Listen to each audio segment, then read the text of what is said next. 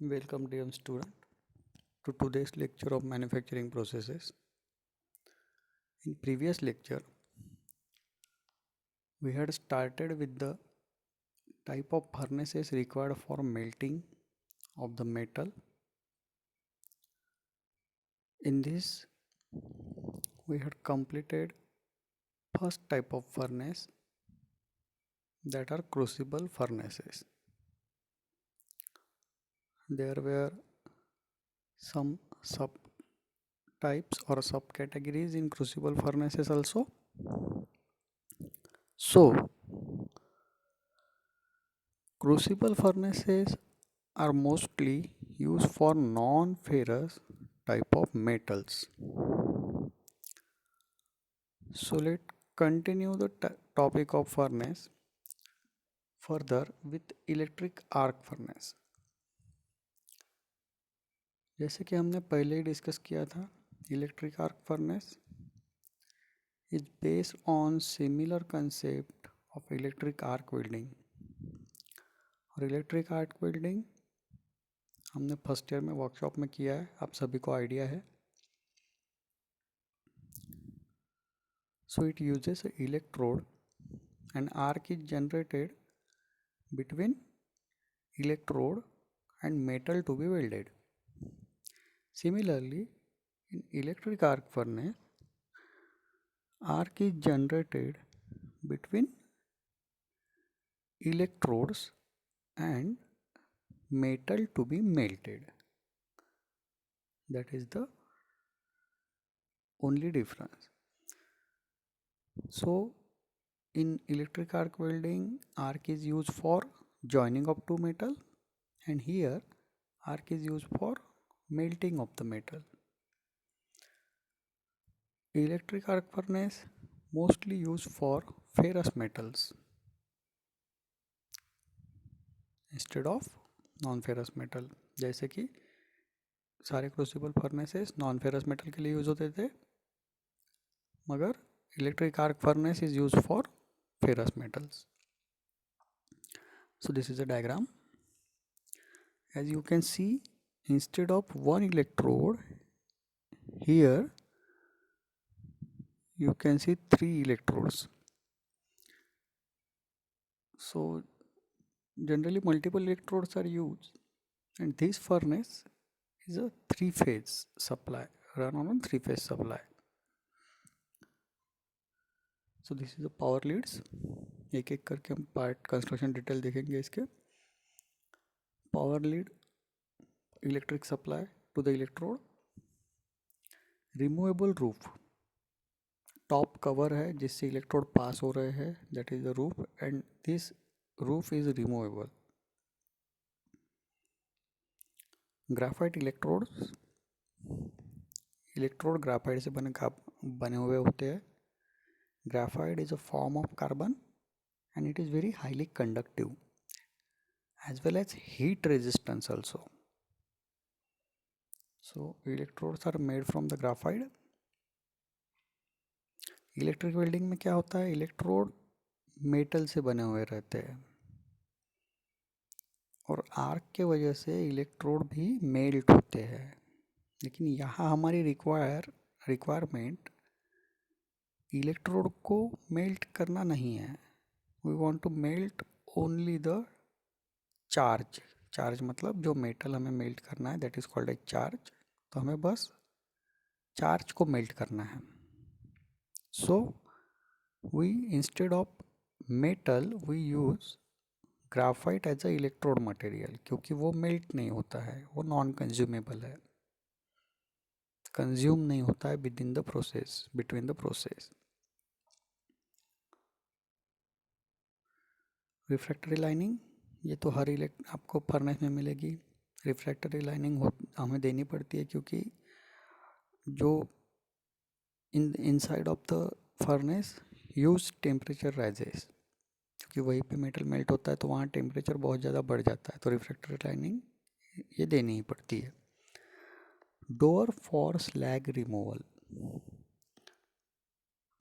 As discuss earlier, molten metal high temperature पर होने की वजह से वो एटमॉस्फेयर के ऑक्सीजन के साथ रिएक्ट होता है। और रिएक्ट कौन सा पोर्शन होगा? जो एटमॉस्फेयर के साथ कांटेक्ट में है, यानी top layer. So that top layer of molten metal get reacted with the atmospheric oxygen to form the oxide layer. Molten metal के टॉप लेयर पे एक ऑक्साइड का सेकेंडरी लेयर बन जाता है, और ये oxide, oxide means metal oxide is a non metal, ion oxide जैसे हो गया. सो it is a non metal and having density lesser than the parent metal. और डेंसिटी लेस होने की वजह से वो हमेशा फ्लोट होता है, वो कभी भी सिंक नहीं होता मोल्टन मेटल में. So this floating layer is called as slag. और ये नॉन मेटल होने की वजह से इसे हम रिमूव करते हैं, इसका कास्टिंग में कोई यूज़ नहीं है. ये प्रॉपर्टी ख़राब करता है मेटल की, तो उसे रिमूव करना पड़ता है. तो इसके लिए एक डोर दिया हुआ है. इसके अपोजिट एंड पर दूसरा डोर है, that is the removal for purified metal, जहाँ से आप मेटल को रिमूव कर सकते हो, मोल्टन मेटल को. जैसे कि आप देख रहे हो, ये जो बॉटम है ये कर्व शेप का है. तो होता क्या है, जब आपको स्लैग रिमूव करना होता है तब इस फर्नेस को हम टिल्ट कर सकते हैं. For slag removal tilt in this direction, इस डायरेक्शन में टिल्ट करते हैं, और पीछे के डोर से हम क्या करते हैं, स्लैग को रिमूव करते हैं. और जैसे कि हमें मेटल को रिमूव करना होता है, हम इसे अपोजिट डायरेक्शन में टिल्ट करते हैं इस तरफ, ताकि आपका सामने की तरफ से मेटल आप रिमूव कर सको, यानी फर्नेस से रिमूव कर सको. ये दोनों चीज़ें जब आप करते हो तब ये इलेक्ट्रोड हमें बाहर रिमूव करने पड़ते हैं, क्योंकि अगर आपने इलेक्ट्रोड रिमूव नहीं किए और इस फर्नेस को टिल्ट किया किसी भी तरफ, चाहे स्लैग रिमूवल के लिए या चाहे मेटल रिमूवल के लिए, तो मेटल की लेयर टिल्टिंग की वजह से इस तरह से हो जाएगी, and molten metal will get contact with the electrode. और उसके वजह से ग्रेफाइट और मोल्टन मेटल एक दूसरे के कांटेक्ट में आ जाएंगे और ग्रेफाइट बर्न हो जाएगा, और electrode without any reason damage हो जाएंगे. और ये हम नहीं चाहते कि हमें इलेक्ट्रोड रिप्लेस करने की ज़रूरत नहीं पड़नी चाहिए. इसलिए जब भी मोल्टन मेटल हमें पोर करना होता है या बाहर निकालना होता है, तो पहले हम इलेक्ट्रोड को रिमूव कर देते हैं, और उसी के बाद हम मोल्टन मेटल को पोर करते हैं. ग्रीन कलर से शो किया है मोल्टन मेटल है, क्योंकि उसकी डेंसिटी हायर होती है, वो हमेशा बॉटम में रहेगा. और पिंक कलर से जो शो किया गया है वो है स्लैग, उसकी डेंसिटी लो रहती है, तो वह हमेशा टॉप में रहता है. Charge is melted by heat generated from an electric arc. Charge मतलब जो मेटल है जिसे मेल्ट करना है, और हीट जनरेशन के लिए क्या यूज़ करते हैं हम, electric arc. High power consumption, यहाँ पर पावर कंजम्पशन बहुत हायर होता है कंपेयर टू क्रूसिबल फर्नेस और cupola furnace. But electric arc furnace can be design for high melting capacity. Power consumption तो हाई होता है, लेकिन इस फर्नेस में compare to other furnaces melting capacity बहुत हाई होती है. It is having very high melting capacity. Used primarily for melting steel. इसका प्राइमरी यूज़ क्या है, स्टील मेल्ट करने के लिए. क्रूसिबल फर्नेसेस यूज होते थे नॉन फेरस मेटल्स के लिए.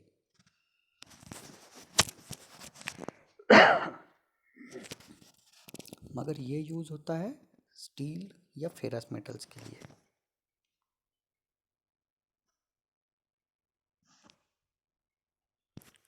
अब देखें थोड़ा construction detail. It consist of steel shell lined with refractory bricks and removable roof through which graphite electrode pass.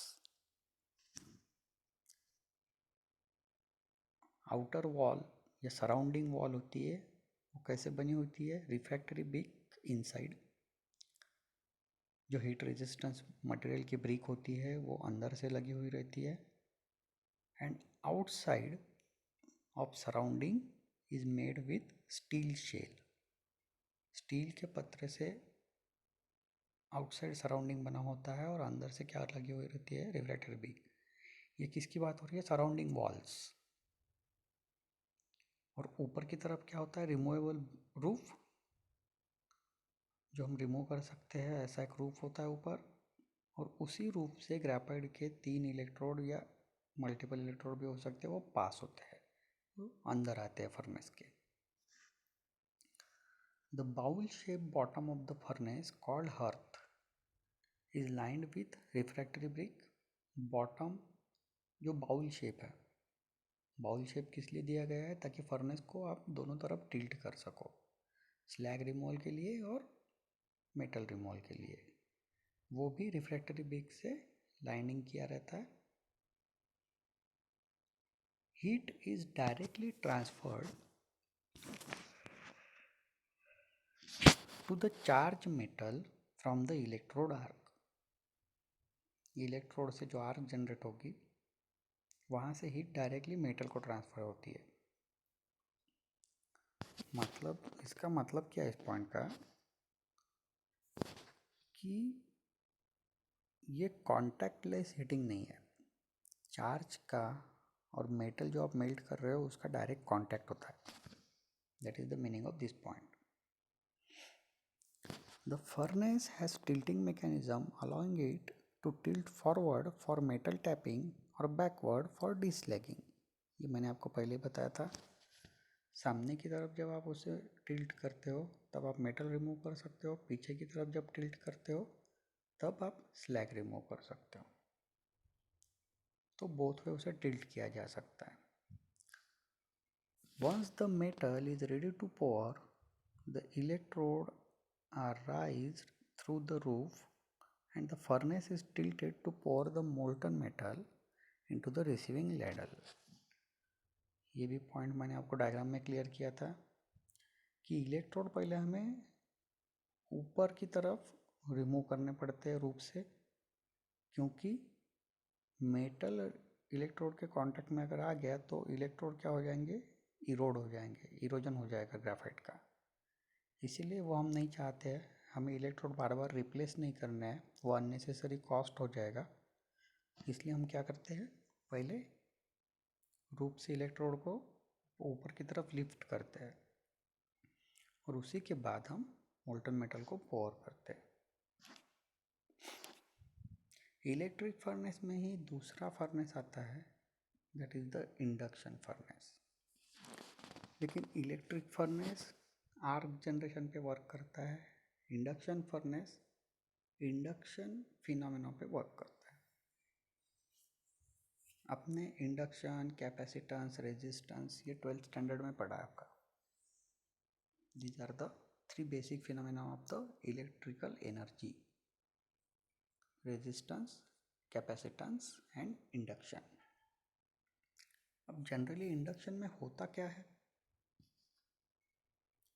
Induction जैसे नाम से पता चलता है, इंडक्शन हीटर भी आपने सुना होगा, आपके घर पे होगा। इंडक्शन कुकर जिसे कहते हैं, इंडक्शन के थ्रू हम खाना पका सकते हैं, वो इंडक्शन फिनोमेना पे वर्क करता है। तो एक्चुअली इंडक्शन में होता क्या है, इन induction if now you know, अगर एक कंडक्टर है और इसे मैं इलेक्ट्रिक सप्लाई दे रहा हूँ, जैसे ही करंट यहाँ से पास होगा तो कंडक्टर में मैग्नेटिक फील्ड जनरेट होता है। Depending upon the frequency of the current, voltage and amperes, यहाँ पर एक मैग्नेटिक फील्ड जनरेट होता है due to passing of the current. अब इसके एग्जैक्टली अपोजिट फिनोमेना भी वैलिड है। अगर यहाँ पर मैग्नेटिक फील्ड है, magnetic field is already available with you,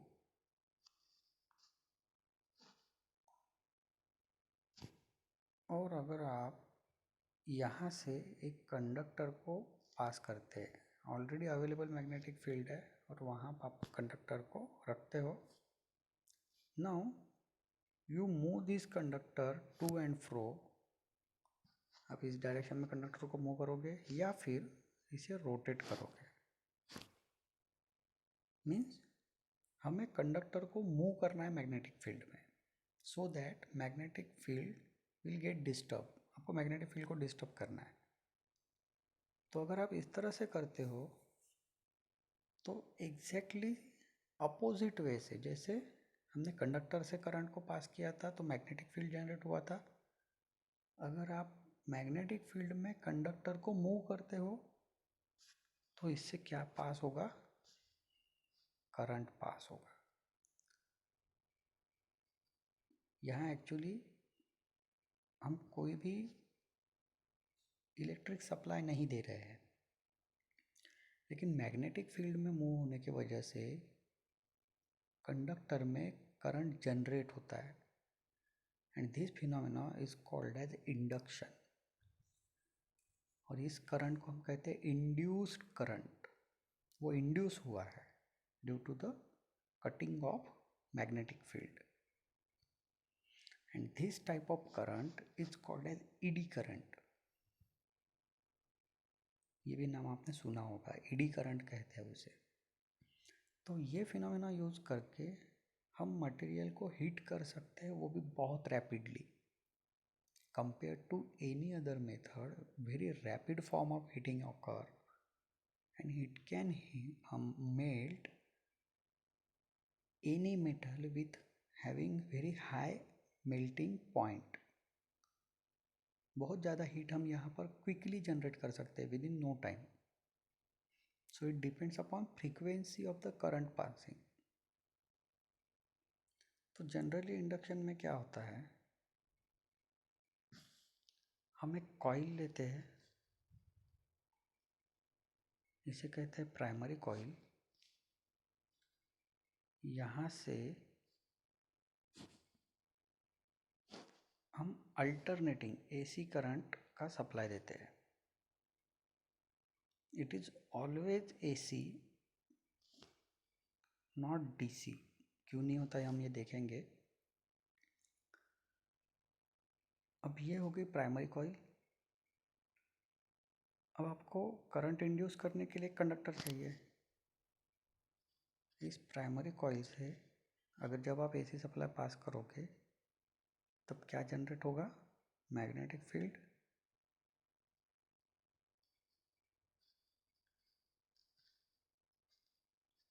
suppose this is a magnetic field which is generated, ये दोनों तरफ जनरेट होगा।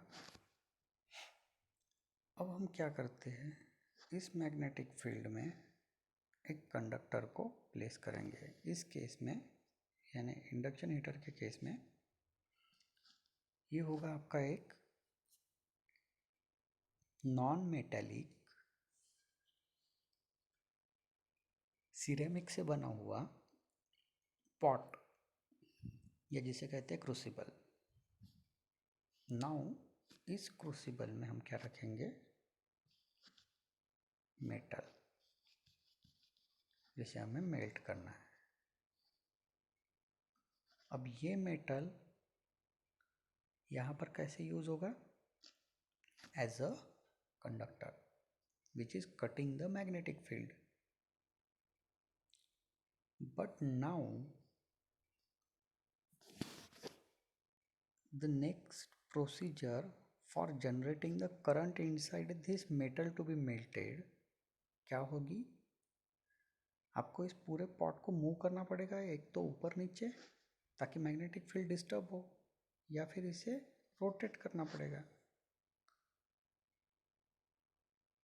But that is not possible.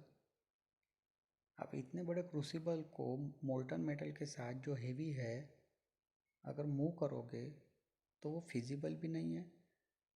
अगर ऐसा मैकेनिज्म आप जनरेट भी करते हो तो वो इकोनॉमिकल नहीं होगा, अननेसेसरी कॉस्ट इंक्रीज हो जाएगी। तो इसलिए हम क्या करते हैं, यही रीज़न है कि हम कंडक्टर को मूव नहीं कर सकते। तो instead of that we use AC supply. हम डीसी सप्लाई यूज़ नहीं करते हैं। We do not use DC supply.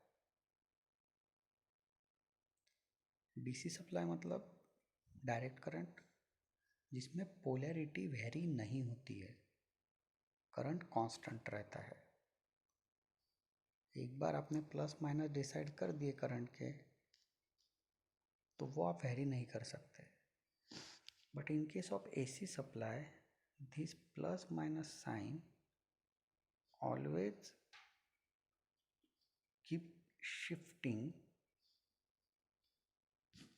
ये कंटिन्यूसली शिफ्ट होते रहते हैं प्लस माइनस साइन, जब आप डीसी सप्लाई की बात करते हो, एसी सप्लाई की बात करते हो। उसे उसका नाम ही है अल्टरनेटिंग करंट। वो अल्टरनेटिंगली पोलैरिटी चेंज होती रहती है। और जब आप अल्टरनेटिंग करंट किसी कॉइल को सप्लाई करते हो, ये आपकी प्राइमरी कॉइल है, तो जो मैग्नेटिक फील्ड जनरेट होता है वो वेरिएबल मैग्नेटिक फील्ड होता है। वो जैसे पोलैरिटी चेंज होती है वैसे मैग्नेटिक फील्ड भी चेंज होता है। तो हम क्या कर रहे हैं, instead of moving this complete pot with the metal for cutting the magnetic field, we are continuously moving the magnetic field. हम मैग्नेटिक फील्ड को वेरी कर रहे हैं, मतलब वो मूवेबल मैग्नेटिक फील्ड है, वो एक जगह पे स्टेबल नहीं है। तो ऑटोमेटिकली क्या होगा, इस मैग्नेटिक फील्ड की वजह से कंडक्टर कट होगा हर बार, क्योंकि मैग्नेटिक फील्ड चेंज हो रहा है। So that's why we do not use DC supply. DC supply अगर यूज़ करोगे तो आपको ये पॉट और उसके साथ मेटल को मूव करना पड़ेगा, क्योंकि डीसी सप्लाई में मैग्नेटिक फील्ड कैसे जनरेट होगा, कांस्टेंट मैग्नेटिक फील्ड। लेकिन एसी सप्लाई यूज़ करने की वजह से वेरिएबल मैग्नेटिक फील्ड जनरेट होता है और आपको कंडक्टर को मूव करने की ज़रूरत नहीं पड़ती। और मेटल में क्या, ये तो नॉन मेटेलिक है क्रूसिबल, मेटल में क्या जनरेट होगा, ईडी करंट, और इनबिल्ट मेटल के रेजिस्टेंस की वजह से वहाँ पर हीट जनरेट होगी और आपकी मेल्टिंग ऑकर होगी। और आपने देखा होगा कि यहाँ पर कोई भी कांटेक्ट नहीं है इन बिटवीन हीट सोर्स जो मैग्नेटिक फील्ड है और मेटल। यही नहीं, अगर आप इस पोर्शन को पूरी तरह से सील्ड भी कर देते हो, तो फिर भी मैग्नेटिक फील्ड के लिए कोई भी मीडियम की ज़रूरत नहीं है। ये पूरी तरह से सील है, मैंने पूरा यहाँ वैक्यूम जनरेट कर दिया अंदर, फिर भी इंडक्शन से करंट जनरेट होगा और हीटिंग होगी। तो यहाँ मेटल कांटेक्ट की ज़रूरत नहीं है किसी भी तरह के, वैक्यूम में भी आप उसे हीट कर सकते हो। So that is the main advantage of induction current, it is 100% contactless. So let's see in detail induction furnace. Induction heating क्या होती है मैंने अभी आपको समझाया, आपको बस अभी थियोरेटिकली उसे देखना है point by point. The heating by the induction method occur when an electrically conductive material is placed in varying magnetic field। देखिए दो ऑप्शन है आपके पास, एक तो कांस्टेंट मैग्नेटिक फील्ड लीजिए, उसमें कंडक्टर को मूव कीजिए, या फिर वेरिंग मैग्नेटिक फील्ड लीजिए और उसमें कंडक्टर मटेरियल को बस प्लेस कीजिए, उसको मूव करने की ज़रूरत नहीं है। तो हम वेरिएबल मैग्नेटिक फील्ड सिलेक्ट करते हैं। Induction heating is a rapid form of heating in which a current is induced directly into the part being heated। जो पार्ट हमें हीट करना है उसमें हम डायरेक्टली करंट इंड्यूस करते हैं। Induction heating is a non contact form of heating. किसी भी तरह का कॉन्टैक्ट ज़रूरी नहीं है, मैग्नेटिक फील्ड बस वहाँ तक पहुँचनी चाहिए, कंडक्टर तक। The heating system in induction furnace includes induction heating power supply, एक पावर सप्लाई होना चाहिए आपके पास, AC power supply. Induction heating coil, primary coil जिसमें आप करंट डायरेक्टली पास करते हो, जिसे सप्लाई देते हो, वो कॉइल, उसे प्राइमरी कॉइल कहते हैं या हीटिंग कॉइल कहते हैं। water cooling source which cools the coil and several internal component inside the power supply. Cooling source इसलिए ज़रूरी है क्योंकि जिस कॉइल को आप सप्लाई करते हो वो हीट नहीं होनी चाहिए. हमारी रिक्वायरमेंट उसे हीट करना नहीं है, उसका काम है मैग्नेटिक फील्ड जनरेट करना, जो कि दूसरा कंडक्टर कट करेगा और वो कंडक्टर हीट होगा. तो कॉइल हीट ना हो इसके लिए हम उसे कूल करते हैं यूजिंग द वाटर कूलिंग. तो वो एक सिस्टम होता है. The induction heating power supply send alternating current, AC current use होता है through the induction coil which generate magnetic field. अभी मैंने आपको डायग्रामेटिकली जो प्रोसेस समझाई वही प्रोसेस यहाँ इन वर्ड्स है. Induction furnace works on the principle of transformer. आपने जो इलेक्ट्रिक ट्रांसफार्मर देखे हैं, DP जिसे कहते हैं, उसका भी प्रिंसिपल सेम होता है, इंडक्शन. वही प्रिंसिपल हम इंडक्शन हीटिंग के लिए यूज़ करते हैं. वहाँ बस हीटिंग के लिए यूज़ नहीं होता है, यहाँ हीटिंग के लिए यूज़ होता है. एंड अल्टरनेटिव मतलब AC करंट की वजह से जनरेट होने वाला.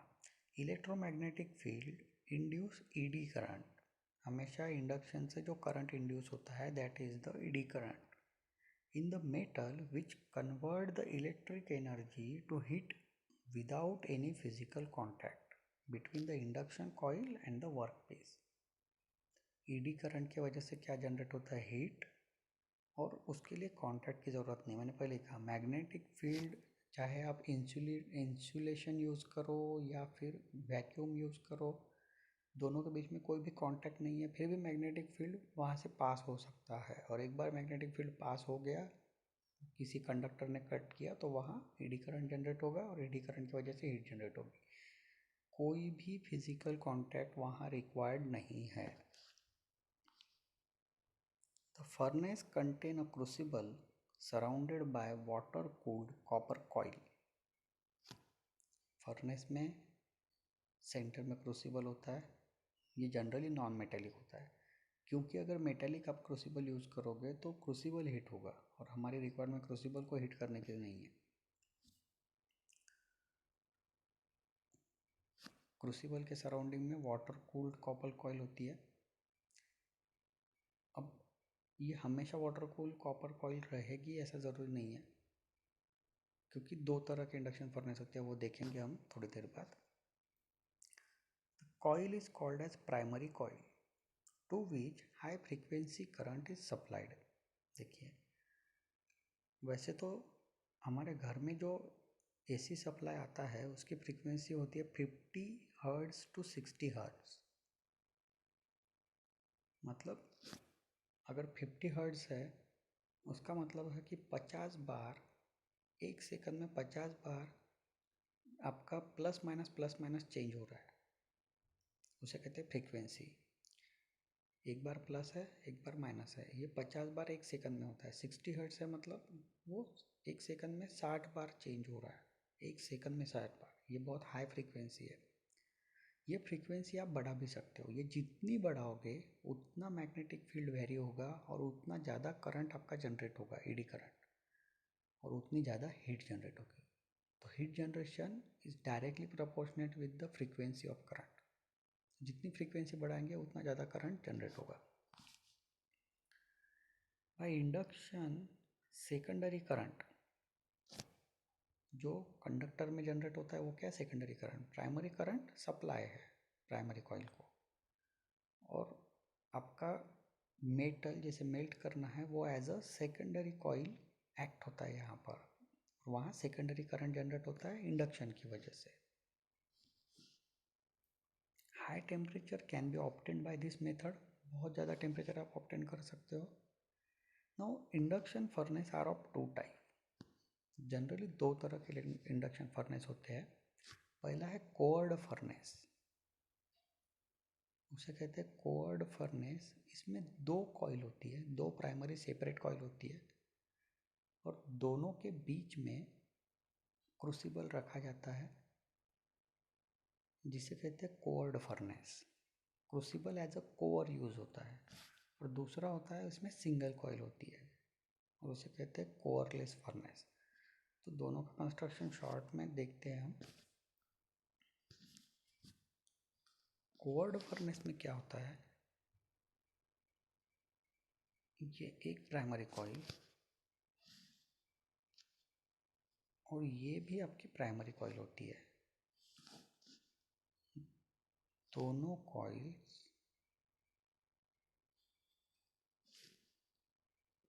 इस तरह से अटैच होगी और दोनों को एक सिंगल एसी सप्लाई रहेगा। अब आपका क्रूसिबल दोनों के बीच में रखा जाएगा और इसमें आपका मेटल होगा। नाउ आपका मैग्नेटिक फील्ड इस कॉइल से भी जनरेट होगा और इस कॉइल से भी जनरेट होगा। तो इस केस में क्या होता है, दोनों तरफ से मैग्नेटिक फील्ड जनरेट होता है and now it will be cut by this crucible. अब आपके पास दूसरा एक ऑप्शन है, ये तो है कॉर्ड।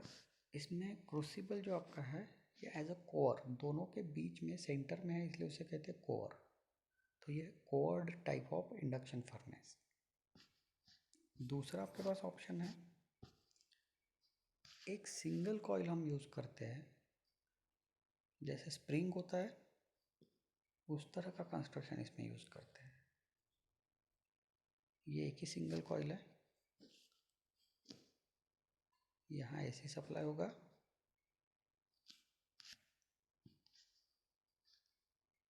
इसी के सेंटर में आपका फर्नेस होता है, सॉरी क्रूसिबल होता है विद मेटल। अब इस कॉइल से जो भी मैग्नेटिक फील्ड जनरेट होगा वो इस तरह से होगा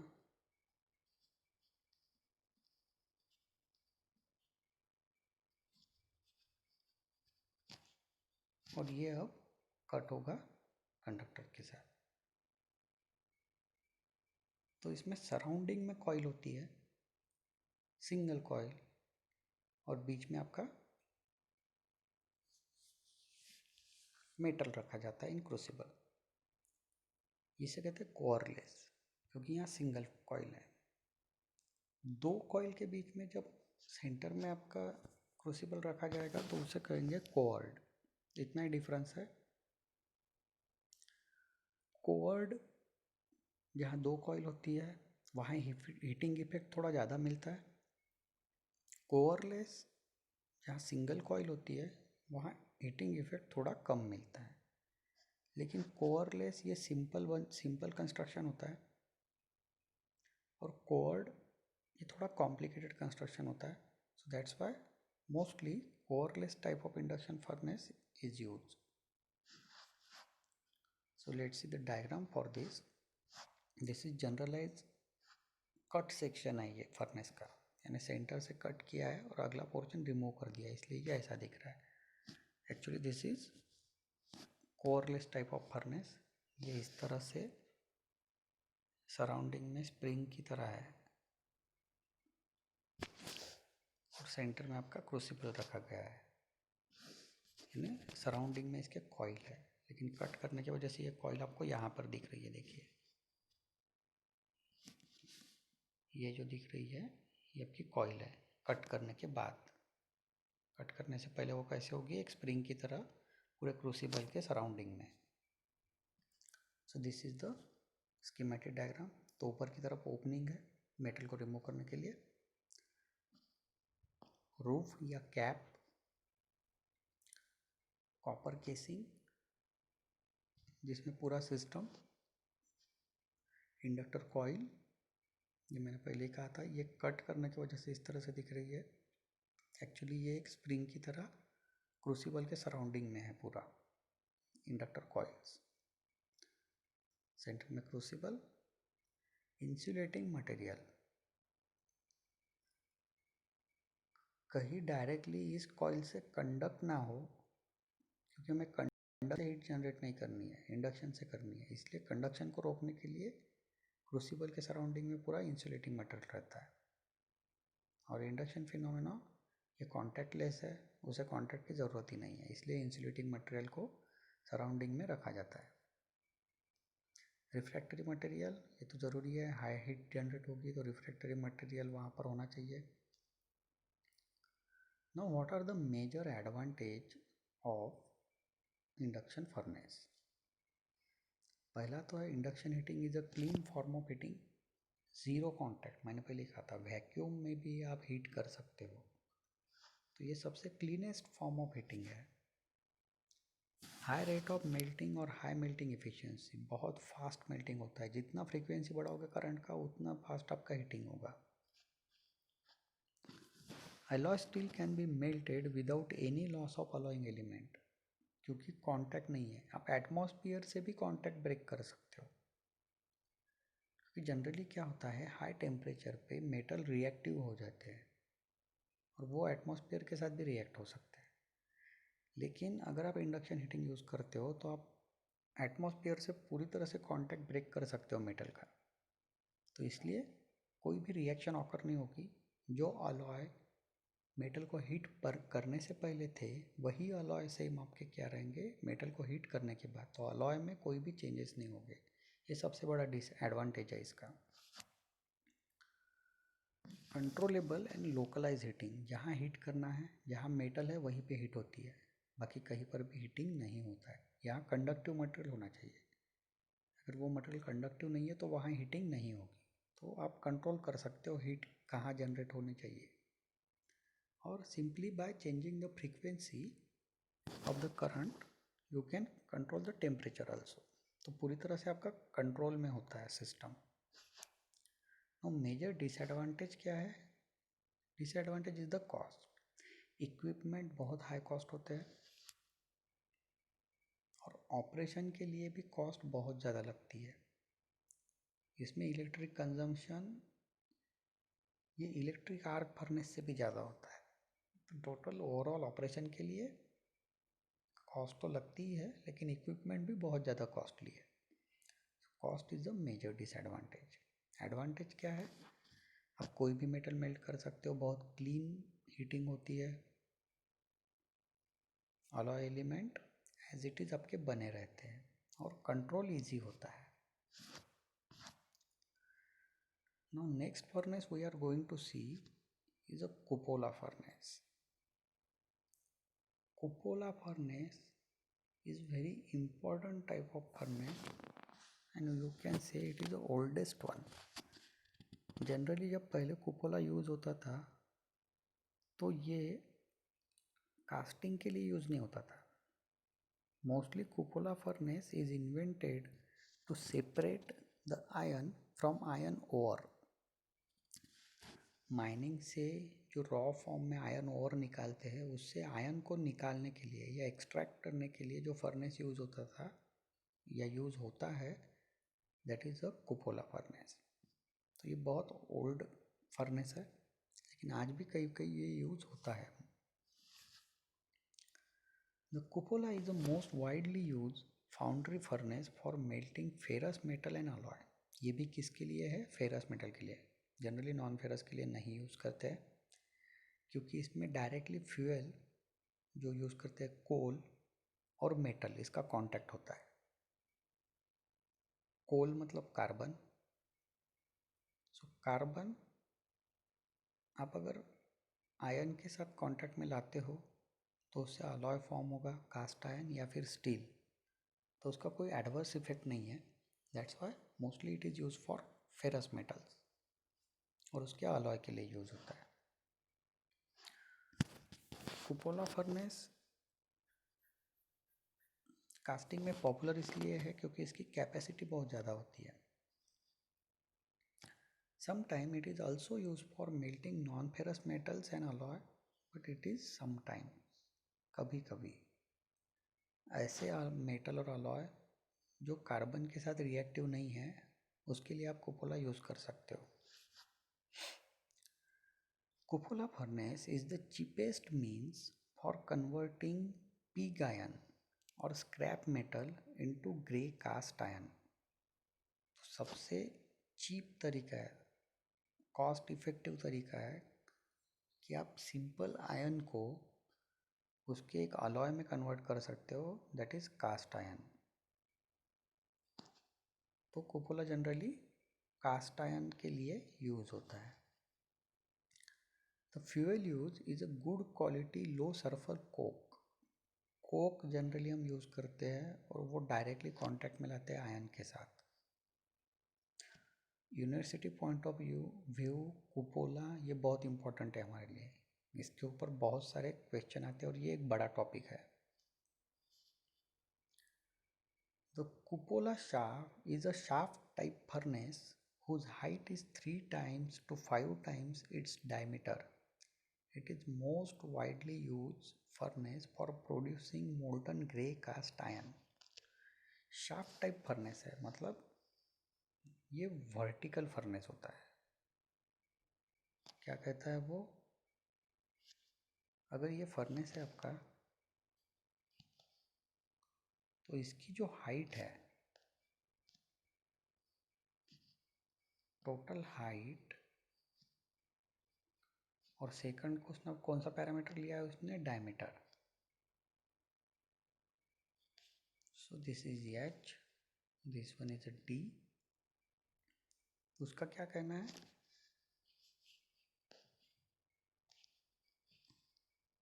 हाइट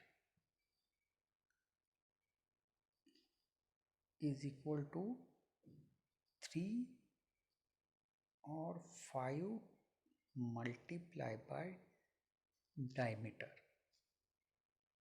हाइट बहुत ज़्यादा होती है compare to the diameter of the furnace. और ये कैसे होता है, cylindrical shaft, circular cross section होगा उसका. तो डायमीटर जो है के कंपैरिजन में हाइट बहुत ज़्यादा होती है, 3 to 5 टाइम. इसलिए ये शाफ्ट जैसा दिखता है और वर्टिकल कंस्ट्रक्शन होता है.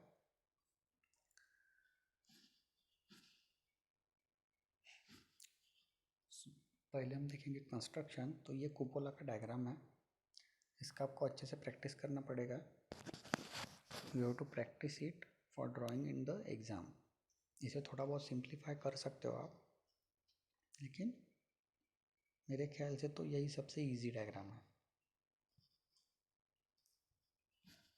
तो पहले तो हम सारे पार्ट्स देखेंगे. टॉप से स्टार्ट करते हैं.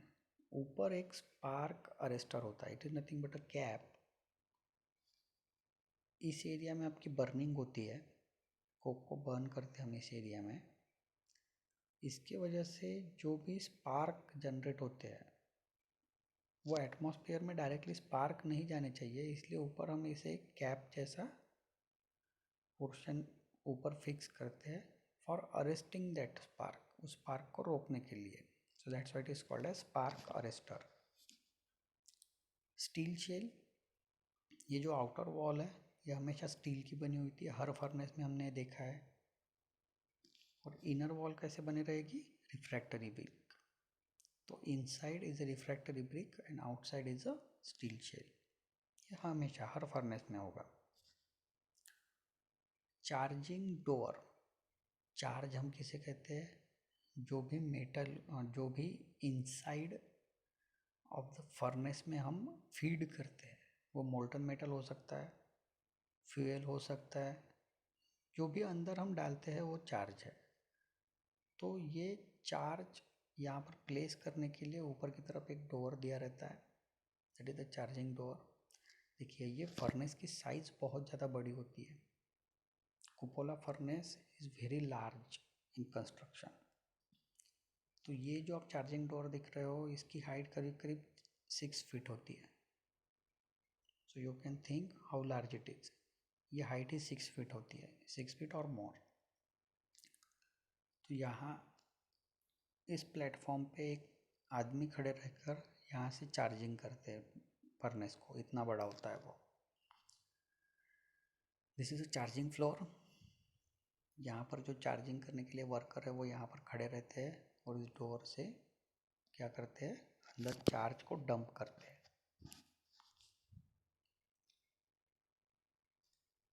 Now charge is place in a layer.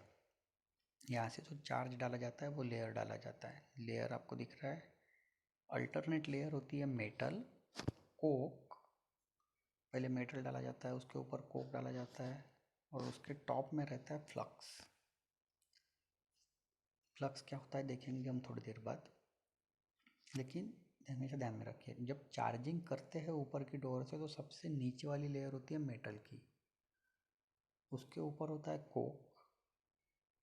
मतलब पहला लेयर लगाएंगे मेटल का, उसके ऊपर कोक, उसके ऊपर फ्लक्स, फिर से मेटल, फिर से कोक, फिर से फ्लक्स, फिर से मेटल, फिर से कोक, फिर से फ्लक्स। एक के ऊपर एक ऐसी लेयर लगती जाएंगी जब तक ये डोर के पास नहीं आ जाता लेयर। विंड बॉक्स, यहाँ होता है आपका एक्चुअल बर्निंग। यहाँ फिर से कोक डाला जाता है मेटल ये लेयर लगाने से पहले, और बर्निंग अच्छी तरह से हो इसलिए उसे एयर का सप्लाई दिया जाता है। For that there is a wind box. It's wind box से क्या करते हैं, हम एयर सप्लाई करते हैं, and that air is supply for proper burning of the coke. तो उसके लिए विंड बॉक्स दिया जाता है। एयर ब्लास्ट इनलेट, यहीं से एयर ब्लास्ट को सप्लाई किया जाता है और थ्रू विंड बॉक्स उसे फर्नेस में डिस्ट्रीब्यूट किया जाता है। स्लैग स्पाउट, स्पाउट इसलिए कहा जाता है क्योंकि उसका शेप स्पाउट जैसा होता है। यहाँ से हम स्लैग को रिमूव करते हैं। आप हमेशा ध्यान उसकी पोजीशन पे ध्यान रखिए, ये ऊपर की तरफ है। और दूसरा स्लैग होल, स्लैग होल के बाहर स्लैग स्पाउट लगा रहेगा, वहाँ से स्लैग को हम रिमूव कर सकते हैं। Bottom door in dropped position, नीचे की तरफ यहाँ पर एक डोर होता है। कहाँ पर, यहाँ पर। और यहाँ जो आपको दिख रहा है ये उस डोर के लिए लॉक है, एक तरह के स्टॉपर जिसे कहते हैं। ये स्टॉपर जब हम रिमूव करेंगे तब ये डोर नीचे की तरफ खुलता है। तो यहाँ पर जो दिया गया है वो खुला हुआ डोर है, तो इसलिए उसने कहा है bottom door in drop position. Drop करने के बाद वो ऐसा दिखेगा या रिमूव करने के बाद। कोक बेड, इस एरिया में पूरा कोक भरा रहेगा नीचे। ये लेयर का पार्ट नहीं है, ये एक्चुअली बर्न होने वाला कोक है। इसके ऊपर लेयर लगाई जाएगी तो यहाँ पर पूरा कोक फिलअप होगा। Tuyeres, tuyeres is nothing but opening inside the furnace for the air. ये जो एयर है वो यहाँ से इस टूयर से बाहर की तरफ निकलेगी। So tuyeres are nothing but the opening for air inside the furnace. Sand bottom,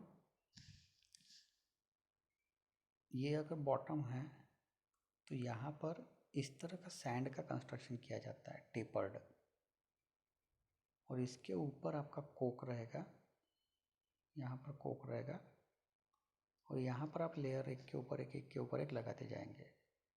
तो ये सैंड बॉटम मतलब सैंड का कंस्ट्रक्शन किया जाता है, मोल्डिंग सैंड का, जिससे आपका मोल्ड बनता है। और ये टेपर्ड रहता है एक तरफ। टेपर्ड इसलिए ताकि मोल्टन मेटल इजीली आप रिमूव कर सको। फर्नेस लेग, ये फाउंडेशन लेग होते हैं, इसी के ऊपर पूरा कंस्ट्रक्शन किया जाता है फर्नेस का।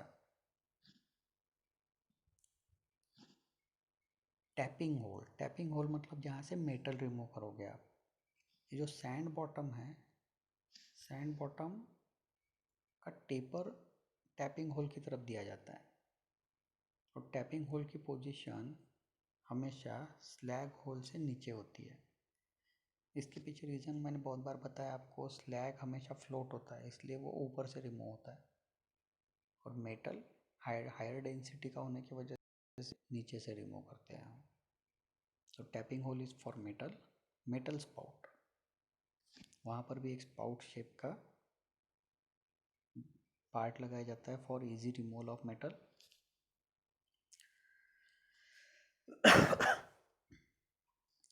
Now, cupola furnace is divided into some zones depending upon the function. हम पूरे हाइट को, फर्नेस के हाइट को कुछ जोन में डिवाइड करते हैं। अभी हम बस नाम देख रहे हैं, सारे पार्ट्स के जोन के नाम बस देख रहे हैं, उसका वर्किंग अभी हम स्टार्ट नहीं कर रहे हैं। तो नीचे जो जोन होता है वो कंबशन जोन है। ये जोन इस एरिया में है जहाँ एक्चुअल कंबशन होता है, इसलिए कंबशन जोन है। उसके ऊपर ये जो एकदम स्मॉल जोन आपको दिखाई दे रहा है, यहाँ पर कंबशन जोन के एग्जैक्टली ऊपर यह है रिड्यूसिंग जोन। अभी हम उसका क्या मतलब होता है ये नहीं देखेंगे, नाम बस ध्यान में रखिए। उसके एग्जैक्टली ऊपर first layer of the metal is called as melting zone, क्योंकि ये मेटल सबसे पहले मेल्ट होता है।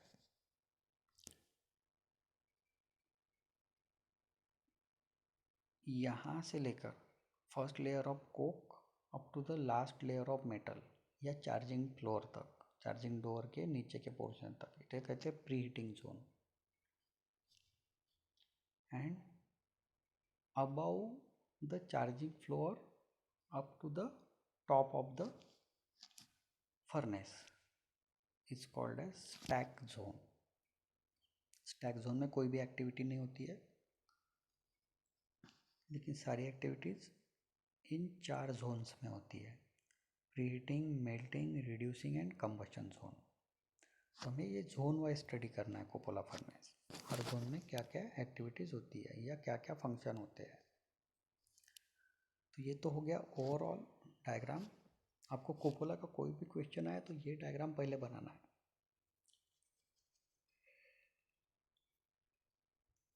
तो आपको अच्छे से प्रैक्टिस करनी पड़ेगी कुपोला फर्नेस का डायग्राम के लिए। नाउ अब देखते हैं एक एक part. Structure of cupola furnace. The main parts of cupola furnace are shell, outer shell. The shell is constructed of steel plate of about 10 mm thick, riveted or welded together, that is internally lined with refractory fire clay brick. Outer क्या होगा, steel का बना होगा, steel plate का, जो जिसकी thickness होती है 10 मिलीमीटर। एक तो रिवेट से ज्वाइन किया जाएगा या फिर वेल्डिंग से ज्वाइन किया जाएगा, क्योंकि आपको कैसा बनाना है, प्लेट का एक सिलेंड्रिकल शेप बनाना है। तो आपको 2 एंड एक दूसरे के साथ कनेक्ट करने पड़ेंगे, तो वो रिवेट से करो या फिर वेल्डिंग से करो। इनसाइड में क्या रहता है हमेशा, refractory fire clay brick, refractory bricks होती है। The shell diameter varies from 1 to 2 metre with height about 3 to 5 times the diameter. ये तो हमने पहले देखा है, डायमीटर के कंपैरिजन में हाइट कैसी होती है, 3 to 5 टाइम। लेकिन डायमीटर कितना होता है, it is 1 to 2 metre. So near about 3.5 feet अगर फीट की बात करते हैं, अप टू 7 फीट, 7 फीट तक का डायमीटर हो सकता है। तो अगर लार्जेस्ट फर्नेस की बात करते हैं, कुपोला फर्नेस कितना लार्ज हो सकता है, तो 7 फीट डायमीटर, 7 फीट के कंपैरिजन में हाइट कितना हो जाएगा, 35 फीट हाइट। इतना लार्ज साइज का कुपोला फर्नेस हो सकता है। So it is very huge construction. Second है फाउंडेशन। फाउंडेशन में स्टील के लेग्स होते हैं generally. The whole structure is erected on legs और स्टील कॉलम्स, उसे हम क्या कहते हैं, स्टील कॉलम या legs. A drop door which is made of 1 piece, door इस तरह से होता है कि उसे नीचे की तरफ आप ओपन कर सकते हो, बॉटम पूरा का पूरा ओपन हो जाएगा, इसलिए उसे कहते हैं ड्रॉप डोर। वो नीचे गिर जाता है। Is hinge to supporting leg, किसके साथ कनेक्ट है? लेग के साथ। जो नीचे कॉलम है आपके, जहाँ पर पूरा फर्नेस खड़ा है, उसी लेग के साथ उसे कनेक्ट किया जाता है। When the cupola is full of charge, a prop support at the bottom door is provided so that door remain closed. एक लॉक जैसा अरेंजमेंट दिया जाता है डोर को, क्योंकि उसके ऊपर बहुत ज़्यादा वेट होता है, इसलिए उसे लॉक कर देते हैं। उस लॉक को कहते हैं prop support. Due to the heavy weight of the charge, heavy weight उसे सस्टेन करना है, इसलिए उसे एक सपोर्ट दिया जाता है, prop support. If the cupola is not in use, the drop door allows for maintenance and repair work of the furnace lining. Use के बाद अगर अंदर से कुपोला ख़राब हो जाता है तो क्या होता है, आप उस डोर को ओपन कर सकते हो और उससे जो वर्कर है वो कुपोला के अंदर जा सकते हैं फॉर रिपेयर पर्पज़। तो ये हो गया फाउंडेशन का पार्ट। शेल में क्या है? आउटसाइड स्टील प्लेट है, इनसाइड रिफ्रैक्टरी ब्रिक्स है। फाउंडेशन में क्या होता है? पहले तो नीचे, सबसे नीचे होते हैं लेग्स, उस लेग के साथ हिंज किया जाता है ड्रॉप डोर, और ड्रॉप डोर को हम प्रोवाइड करते हैं लॉक, जिसे कहते हैं प्रॉप सपोर्ट, ताकि हम उसे अच्छी तरीके से लॉक कर सके, वो रिमूव ना हो वेट की वजह से, चार्जिंग के। चार्जिंग डोर ये टॉप में होता है, जहाँ से आप चार्जिंग करते हो layer by layer. Toward the top of the furnace there is an opening called charging door. The charging door is used for feeding the charge containing metal, layers में होता है, पहले metal, उसके बाद coke, उसके बाद flux into the furnace. It is situated at the height of about 3 to 6 meter above the tuyers. Tuyers नाम से कंफ्यूज मत होइए। tuyers is nothing but the air opening inside the furnace. बाहर से एयर आती है, उसके लिए जो ओपनिंग दी गई है फर्नेस के अंदर, उसे कहते हैं tuyers। tuyers के ऊपर ही एक्चुअली आपका कोक रखा जाता है और कोक के ऊपर लेयरिंग का काम होता है। तो tuyer के ऊपर 3 मीटर से लेकर 6 मीटर, इसके बीच में कहीं पर आपका चार्जिंग डोर होता है। सो डिपेंड अपॉन हाइट, आपकी हाइट कितनी है उस पर डिपेंड है।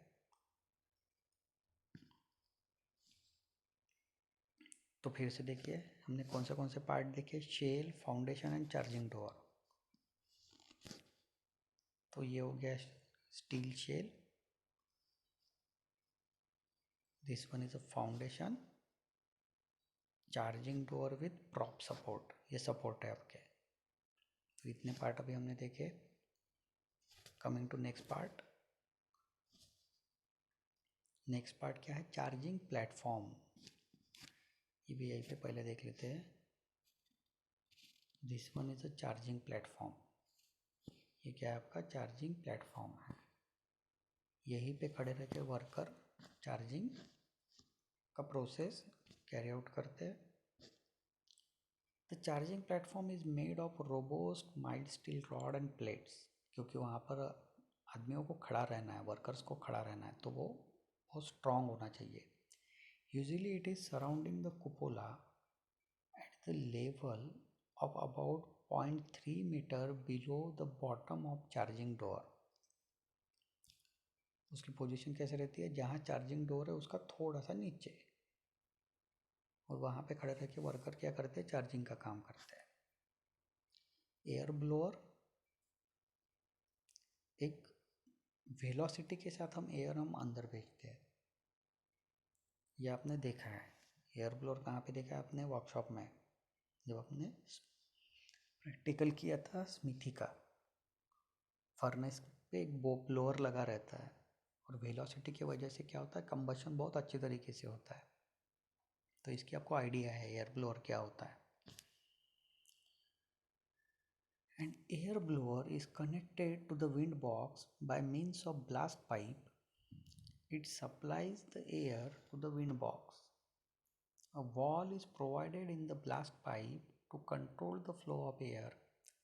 The blast pressure varies from 250 kg per meter square to 1050 kg per meter square. एक अच्छे खासे प्रेशर के साथ एयर को अंदर एंटर किया जाता है ताकि आपका कंबशन बहुत अच्छी तरीके से हो। तो उसके लिए क्या दिया जाता है? Air blower. टू ईयर्स मैंने पहले बताया था, tuyeres are nothing but the opening of air inside the furnace. Air which is needed for the combustion is blown through the two ears located about 36 inches above the bottom of furnace. Drop door से 36 inches ऊपर ये position होती है two year की. Total area of two year should be 1/5 to 1/6 of the cross section of the cupola inside the lining of two year level. जो opening का area है वो कितना होना चाहिए? कुपोला फर्नेस के एरिया के 1/5 या 1/6 मिनिमम उतना होना चाहिए for proper combustion. Proper combustion के लिए उतना तो उसका क्रॉस सेक्शन एरिया होना ही चाहिए ओपनिंग का या टू ईयर्स का. टैप होल मतलब जहाँ से हम मोल्टन मेटल को रिमूव करते हैं वो हमेशा लोअर पोजीशन पे रहेगा, slightly above the bottom. And in the front there are a tap hole to allow molten cast iron to be collected. Tap hole से हम क्या करेंगे? मेटल को कलेक्ट करेंगे. उसके थोड़ा सा ऊपर होता है अपोजिट साइड में slag hole. There is also slag hole located at the rear end above the layer of tap hole. उसकी पोजीशन हमेशा अबाउ ही रहेगी जहाँ से मेटल रिमूव करते हैं उसके होल से. Because slag float on the surface of molten cast iron. Slag हमेशा फ्लोट होता है, उसकी डेंसिटी हमेशा कम होती है क्योंकि वो नॉन मेटल है. नाउ ये तो हो गए मेजर पार्ट्स. अब हम देखेंगे operations. The operation of cupola furnace consist of following steps. Preparation of कुपोला. कुपोला ऐसा नहीं है रेडीमेड अवेलेबल है और आप उसे डायरेक्टली स्टार्ट कर दिए. इरेक्शन से काम करना पड़ता है. जहाँ आपको फर्नेस चाहिए वहाँ फर्नेस को कंस्ट्रक्ट करना पड़ता है पहले. सो it is a very tedious and time consuming process. कुपोला को स्टार्ट करना इतना आसान नहीं है. प्रिपरेशन में क्या आता है? A newly build कुपोला should be थ्रूली dried before firing.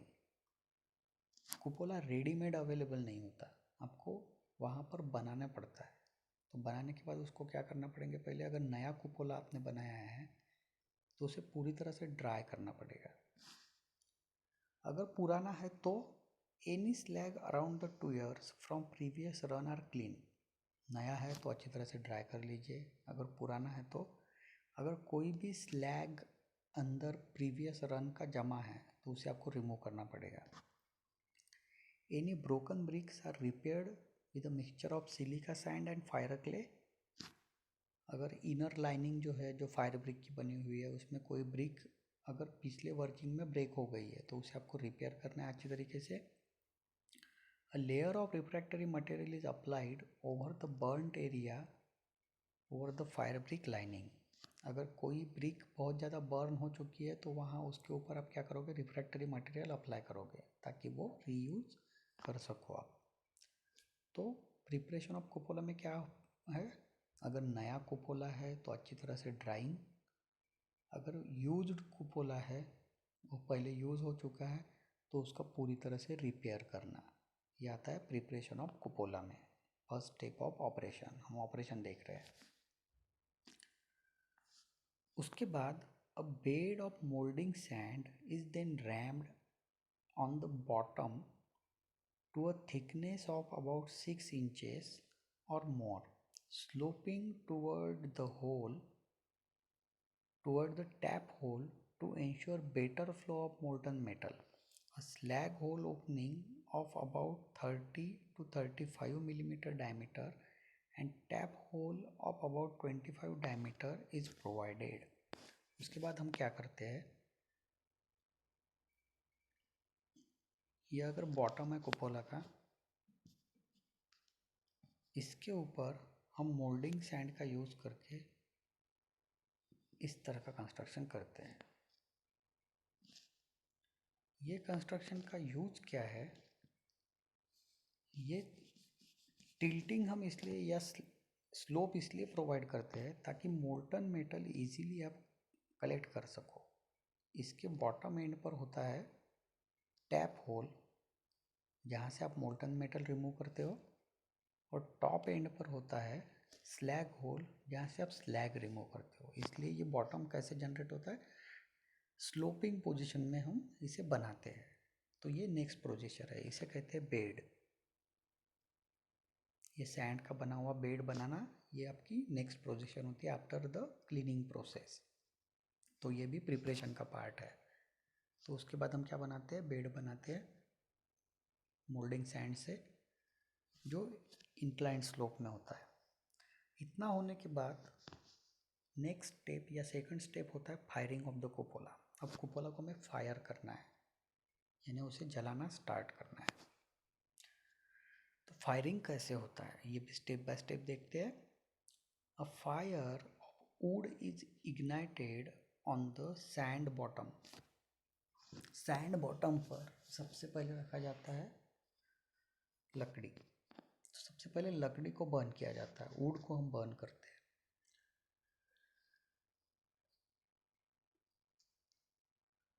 When the wood burns well, coke is dumped on the bed well from the top. अब एक बार लकड़ी अच्छे से बर्न हो गई, उसके बाद ऊपर से हम क्या करते हैं, उसके ऊपर कोक को डंप करते हैं। फायर पूरी तरह से इग्नाइट हो चुकी है, अब हम कोक को उसके ऊपर डंप करते हैं। It is made sure that the coke begins to burn to. अब ये एक बार आपको अच्छे से देखना है कि कोक भी बर्न होना स्टार्ट हो चुका है।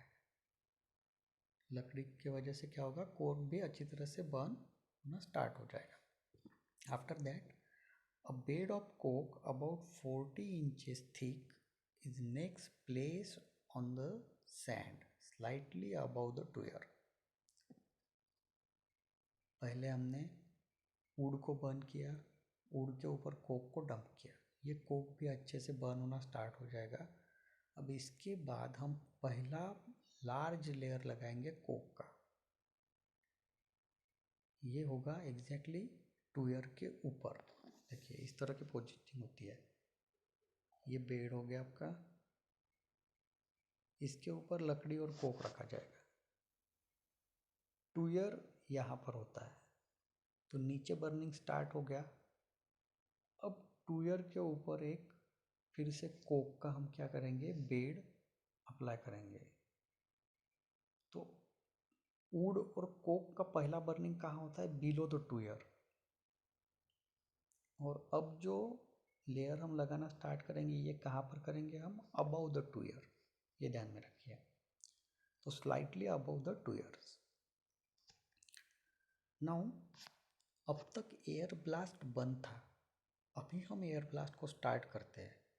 The air blast is turned on at a lower blowing rate than normal for igniting the coke. हम एयर ब्लास्ट को स्टार्ट तो करते हैं इस पोजीशन पर, लेकिन फुल स्पीड पर नहीं, थोड़ा कम स्पीड पर, ताकि कोक अच्छे से बर्न हो। अभी हमने मेटल को डालना स्टार्ट ही नहीं किया है। A measuring rod is use which indicate the height of Coke bed. Firing is done about 3 hour before the molten metal required. अब हम क्या करेंगे, ब्लोअर को कम वेलोसिटी पर स्टार्ट करेंगे और कोक को अच्छी तरह से बर्न होने देंगे। ये पूरा फायरिंग का प्रोसेस आपको मिनिमम 3 आवर पहले करना है। यानी आपको मोल्टन मेटल चाहिए अभी 1 घंटे में और आपने फायरिंग स्टार्ट किया, ऐसा नहीं। आपको मोल्टन मेटल चाहिए, उसके 3 घंटे पहले से आपको फायरिंग स्टार्ट करना पड़ेगा, तब जाके आपको 3 घंटे बाद मोल्टन मेटल मिलेगा. So that is the second step, that is firing. Now charging the कुपोला. पूरी तरह से फायर हो चुका है, उसके बाद आपको चार्जिंग स्टार्ट करना है, पहले नहीं.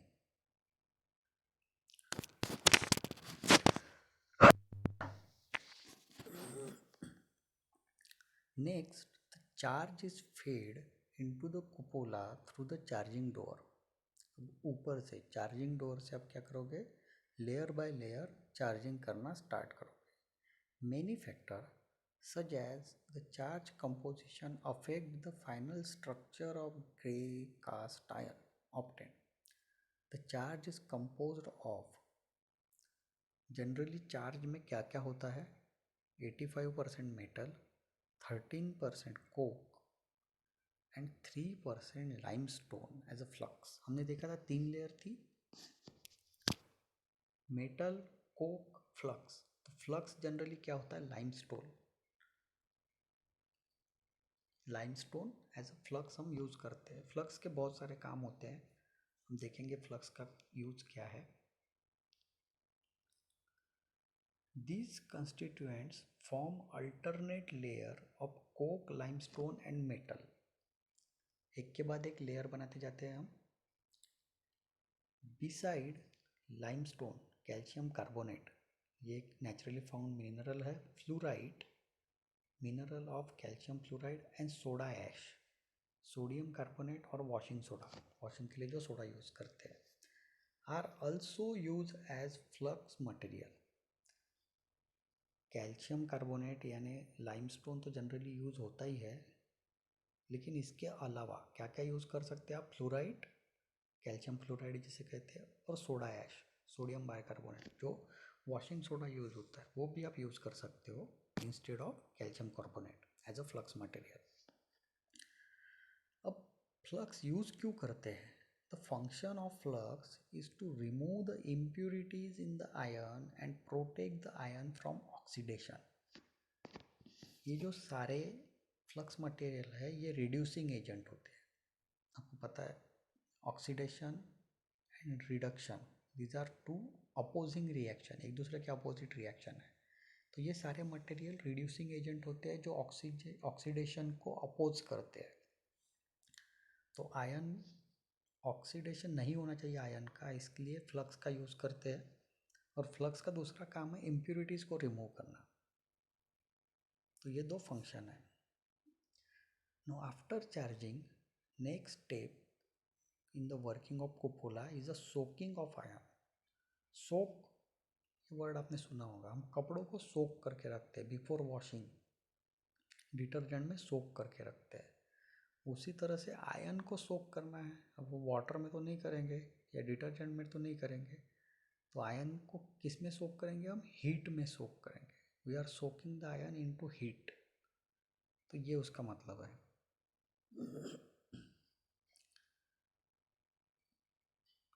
After charging the furnace fully, it is allowed to remain as such for 1 to 1.5 hours. During this stage, charge slowly get heated up because the air blast is kept shut at this time and due to the iron gets soaked. देखिए, soaking stage में air blast को पूरी तरह से बंद कर दिया जाता है और 1 से 1.5 घंटे तक फर्नेस को विदाउट एयर ब्लास्ट बर्न होने दिया जाता है, या आपके फ्यूल को विदाउट एयर ब्लास्ट बर्न होने जाता है. तो हीट बहुत ज़्यादा जनरेट नहीं होती, और जितनी हीट जनरेट होती है वो पूरी की पूरी हीट जो मेटल की लेयर्स है वो एब्सॉर्ब कर लेती है. And this absorption time of 1 to 1.5 hour is called as soaking period. तो सोक करना मतलब जो मेटल है जिसे आपको मेल्ट करना है वो धीरे धीरे हीट को एब्सॉर्ब करके रूम टेम्परेचर के ऊपर के टेम्परेचर पे चला जाता है due to the soaking. Soaking यहाँ हीट के लिए दिया गया है, हीट को सोक करता है ion. Starting the air block. Next step है, अब एयर ब्लास्ट को आपको फुल स्पीड में स्टार्ट करना है. The air blast is open at the end of soaking period. soaking जैसे ही खत्म हुआ एयर ब्लास्ट को ओपन किया जाता है. The top opening is kept closed till the metal melt and sufficient metal is collected. As melting proceed, the content of the charge move gradually downward. जो अपने charge layer by layer रखे हुए हैं. अब देखिए मेटल जैसे ही आप air blast start करोगे एकदम से हीट बढ़ जाएगी and due to that metal of the bottom layer, सबसे बॉटम में जो मेटल है वहाँ सबसे ज़्यादा हीट होगी, तो वो धीरे धीरे मेल्ट होना स्टार्ट होगा. वो जैसे ही मेल्ट होता है वैसे आपका चार्ज नीचे नीचे आना स्टार्ट हो जाएगा, क्योंकि नीचे का मेटल मेल्ट हो गया, चार्ज नीचे आ गया. तो जैसे ही ये चार्ज नीचे आता है वैसे ऊपर चार्जिंग डोर के पास जो वर्कर है वो क्या करते हैं, ऊपर से नया चार्ज डालना स्टार्ट कर देते हैं. तो the content of the charge move gradually downward. The rate of charging must be equal to the rate of melting so that furnace is kept full throughout the heat. जब तक काम चल रहा है तब तक आपको चार्जिंग कंटिन्यूसली करते रहना है. जिस रेट से मेटल मेल्ट होगा उसी रेट से आपको चार्जिंग ऊपर से करते रहना है. Closing the कुपोला. अब ये प्रोसेस नॉन स्टॉप चलेगा जब तक मेटल की रिक्वायरमेंट है. जैसे आपकी मेटल की रिक्वायरमेंट फुलफिल हो गई, अब आपको धीरे धीरे कुपोला को क्लोज करना है. तो यह फाइनल प्रोसेस हो गया आपका मोल्टन मेटल का काम खत्म हो गया. अब आपको कुपोला को क्लोज करना है. तो क्या करोगे आप, when no more melting is required the feeding of charge and air blast is stop. सबसे पहले तो चार्जिंग बंद कर देते हैं. चार्ज पूरी तरह से ख़त्म हो गया, वो उसके बाद क्या करेंगे, एयर ब्लास्ट को बंद कर देंगे. The prop support is remove. Bottom door को जो लॉकिंग अरेंजमेंट दिया गया है उसे कहते हैं प्रॉप, उसे रिमूव कर देंगे. So that the bottom plate swing to open. अब बॉटम डोर जो है वो ओपन हो जाएगा. The slag deposited is removed. The cupola can run continuously but in practice it may work when required. देखिए कुपोला नॉन स्टॉप वर्क कर सकता है. 24 आवर के लिए अगर भी वर्क करना है तो वर्क कर सकता है. लेकिन actually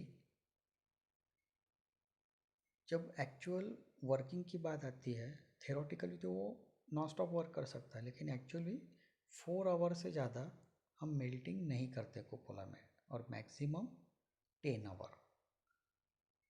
So the melting period does not exist 4 hour in most of the foundries, but it can be operated for 10 hour continuously.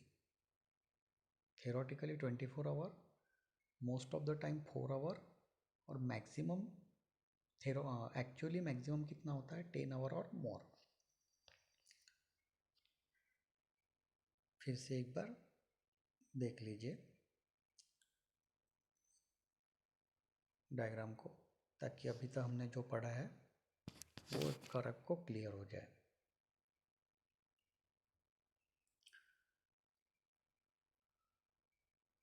Now Jones of कुपोला. देखिए यहाँ पर 2 क्वेश्चन ऑलरेडी हम कवर कर चुके हैं. पहला तो है construction of कुपोला. Construction of cupola में आपको डायग्राम बनाना है, और जो इम्पोर्टेंट पार्ट हमने इससे पहले डिस्कस किए हैं वो पार्ट आपको एक के बाद एक लिखने हैं. इस पे एक क्वेश्चन आएगा 6 या 7 मार्क का. दूसरा क्वेश्चन हो सकता है वर्किंग ऑफ कुपोला. तो ये सारी स्टेजेस हमने जो अभी डिस्कस की है विद डायग्राम, ये आपको वर्किंग ऑफ कुपोला, इसमें 6 और 7 मार्क का ये भी क्वेश्चन आ सकता है. तीसरा क्वेश्चन आ सकता है कुपोला पे zones of cupola. Explain the zones, various zones in cupola furnace. तो वो अब हम देखेंगे zones of cupola furnace. The following are the important zones. पहला है कंबशन जोन. फिर से एक बार बता दूं आपको, कंबशन जोन कहाँ पर है. Combustion zone is exactly above the tuyere. अगर मैं हाईलाइट करके बताऊं तो टूयर के अबाउ जनरली यहाँ तक, इसे कहते हैं कंबशन जोन, हमेशा ध्यान में रखिए। 2 ईयर के अबव होता है तो इस पोर्शन में नहीं होगा ये।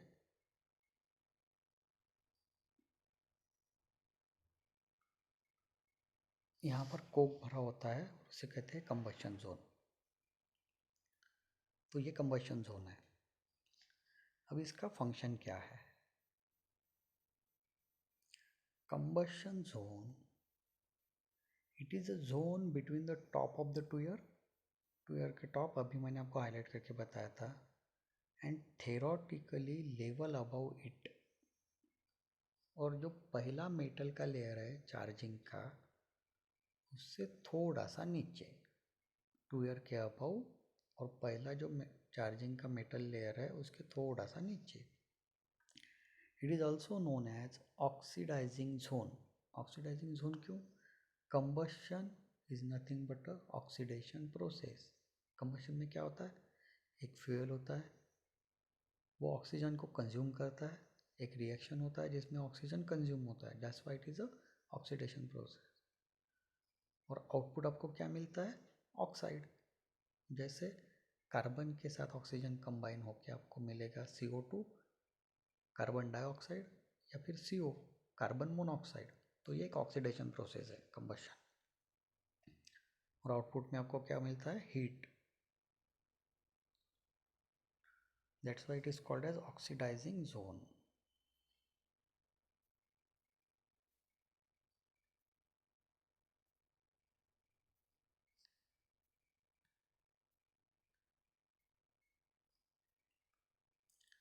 Here the combustion actually done. इस जोन में क्या होता है? एक्चुअल कंबशन होता है, consuming all the oxygen from the air blast and generate huge amount of heat. पूरा ऑक्सीजन कंज्यूम हो जाता है ऑक्सीडेशन प्रोसेस में, और आपको आउटपुट में क्या मिलता है? Huge amount of heat. The temperature range for this zone is about 1500 to 1850 degree Celsius. बहुत हाई टेम्परेचर यहाँ पर जनरेट होता है, which is sufficient for melting of iron. The heat produce in this zone is sufficient to meet the requirement of other zones of cupola. वो iron को melt करने के बाद भी आपके पास कुछ अमाउंट ऑफ हीट बच जाती है, जो ऊपर काम में आती है। धीरे धीरे पता चलेगा आपको वो कैसे काम में आती है। तो ये हो गया कंबशन जोन। उसके एग्जैक्टली ऊपर जो जोन होता है, that is the reducing zone. फिर से एक बार देखते हैं कहाँ पर होता है रिड्यूसिंग जोन। बहुत छोटा सा जोन होता है रिड्यूसिंग जोन।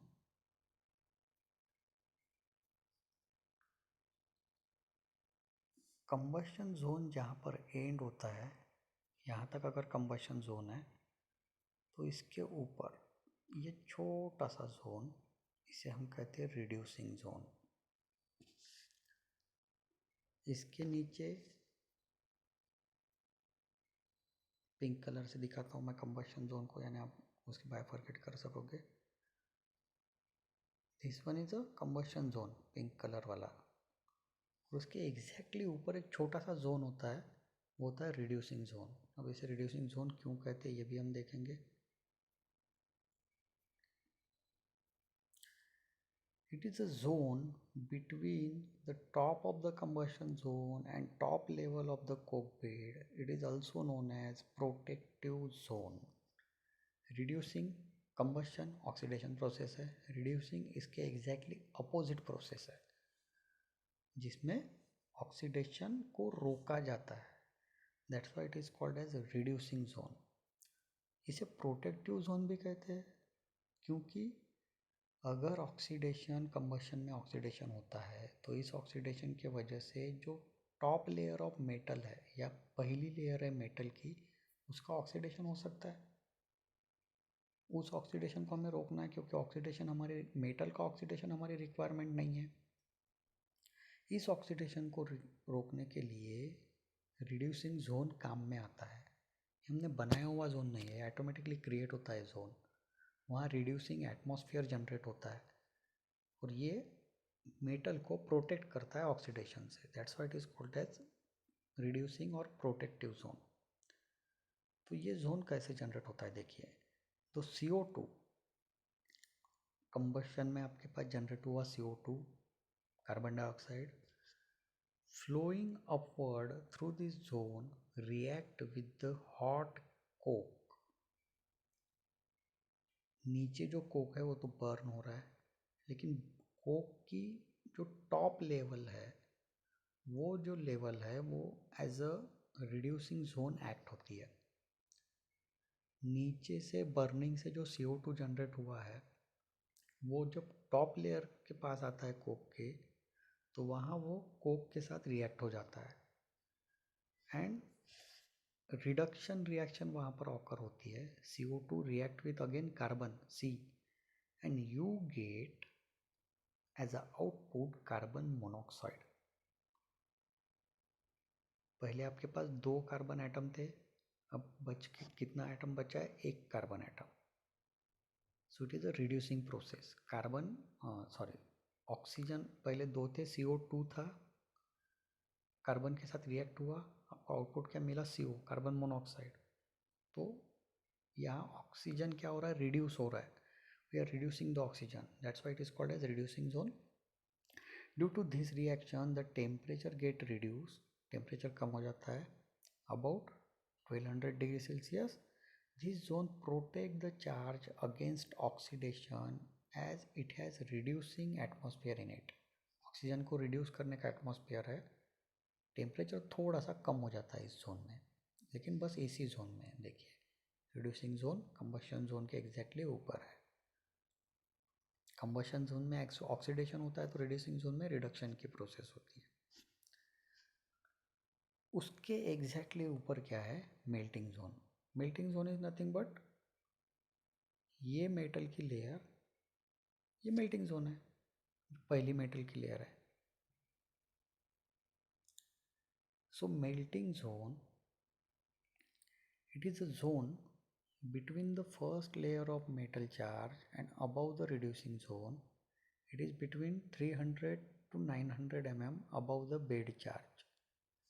जो आपने सैंड का बेड बनाया उसके 300 से 900 मिलीमीटर ऊपर ये जोन स्टार्ट होता है। एकदम सिंपल वर्ड में ध्यान में रखिए, पहले मेटल की जो लेयर होती है उसे मेल्टिंग जोन कहते हैं। The solid metal charge changes to molten state pick up sufficient carbon in this zone। The temperature attainable is 1600 to 1700 degree Celsius. तो यहाँ मेटल मेल्ट होना स्टार्ट हो जाता है, लेकिन मेटल कोक के डायरेक्ट कांटेक्ट में है। आपका आयन जो है वो कोक के डायरेक्ट कांटेक्ट में है। Coke is a pure carbon, तो कोक से जो कार्बन है वो मेटल एब्सॉर्ब करता है, और इस एब्सॉर्प्शन की वजह से आयन आपका किस में कन्वर्ट हो जाता है? Cast iron. क्योंकि आपको पता है कास्ट आयन मतलब जिसमें कार्बन का हायर परसेंटेज है, तो आयन आपका कन्वर्ट हो जाता है कास्ट आयन में, क्योंकि वो डायरेक्ट कांटेक्ट में है कोक के। मेल्टिंग जोन के ऊपर प्री हीटिंग जोन होता है। प्री हीटिंग जोन देखिए, इस कोक लेवल से ये हो गया मेल्टिंग जोन, पहला मेटल लेयर, यहाँ से लेकर यहाँ तक पूरा ये आपका क्या है? Pre heating zone. क्योंकि इस जोन में मेल्टिंग तो नहीं हो रहा है, लेकिन यहाँ से जो हीट नीचे से जनरेट हो रही है वो धीरे धीरे इस एरिया को क्या करती है? हीट करती है, ताकि मेल्टिंग की जब ये नीचे आ जाएंगे तो अच्छे से मेल्टिंग होगा, बहुत क्विकली मेल्टिंग होगा। तो ये प्री हीटिंग का काम होता है इस जोन में, यहाँ मेल्टिंग नहीं होता है। So that's why it is called as pre heating zone.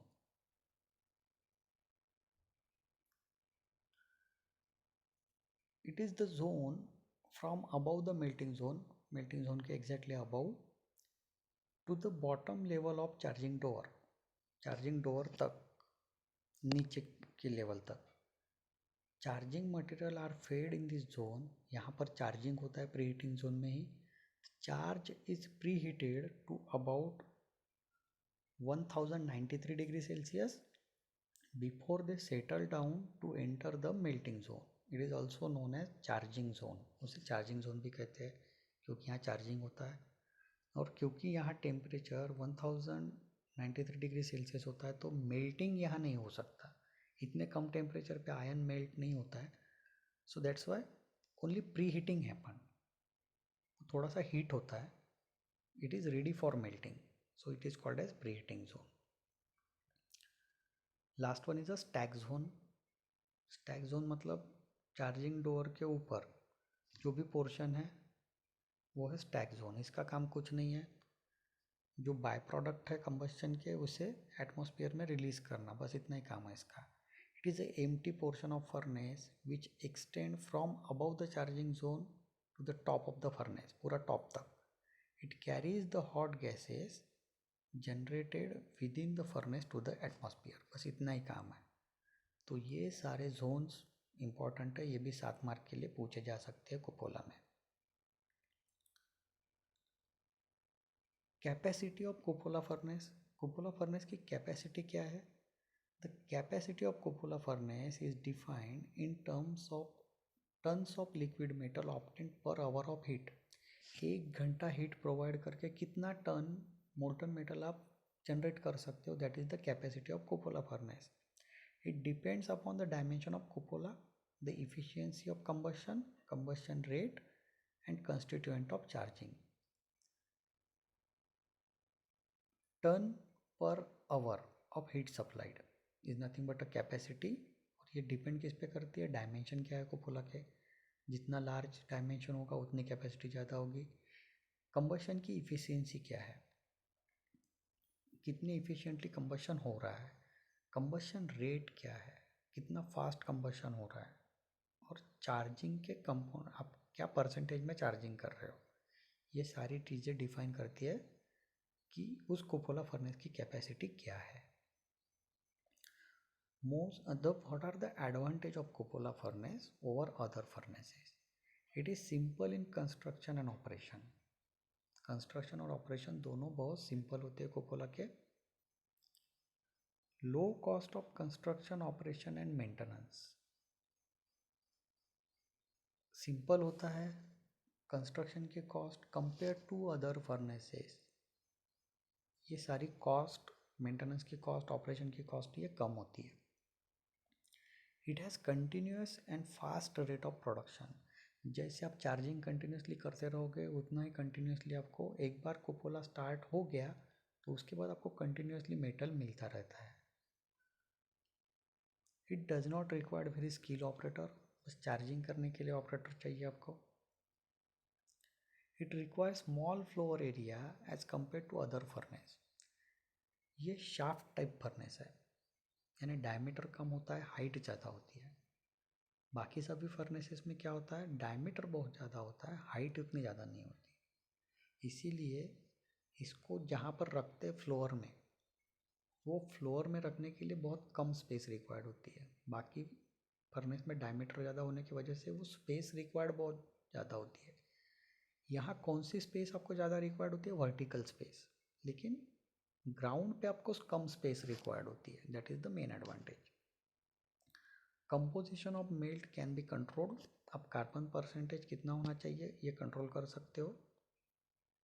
Limitation, temperature control is difficult to maintain. अब क्या कंट्रोल कर सकते हो टेम्परेचर कंट्रोल करने के लिए? एयर ब्लास्ट, बस उससे ऊपर आपके पास कोई भी कंट्रोल नहीं है। Carbon content increases in iron product due to the heating of coke together with the metal. ये लिमिटेशन है या एडवांटेज है, ये डिपेंड करता है आप किस चीज़ के लिए हीटिंग कर रहे हो, लेकिन कार्बन परसेंटेज हमेशा बढ़ता है। Some metal elements are converted to their oxides which are not suitable for casting. Oxide बहुत ज़्यादा जनरेट होता है यहाँ पे, क्योंकि ये ओपन एयर कंबशन है विथ फ्यूल कंबशन है, तो इसलिए यहाँ ऑक्सीडेशन जनरेशन ज़्यादा होता है। सो ओके फ्रेंड्स, देखिए स्टूडेंट्स, ये सफिशिएंट है आज के लिए। नेक्स्ट टाइम जब हम आएंगे या लेक्चर स्टार्ट करेंगे तब हम क्लीनिंग ऑफ कास्टिंग, क्लीनिंग और इंस्पेक्शन ये लास्ट स्टेप्स है, यहाँ से स्टार्ट करेंगे next lecture. So hope you understand today's lecture. Assignment Google classroom पे लिंक असाइनमेंट का आ जाएगा आज के लेक्चर के लिए, उसे आप सॉल्व कर दीजिए, उस पर आपका अटेंडेंस रहेगा। Thank you for attending today's lecture. We will stop here.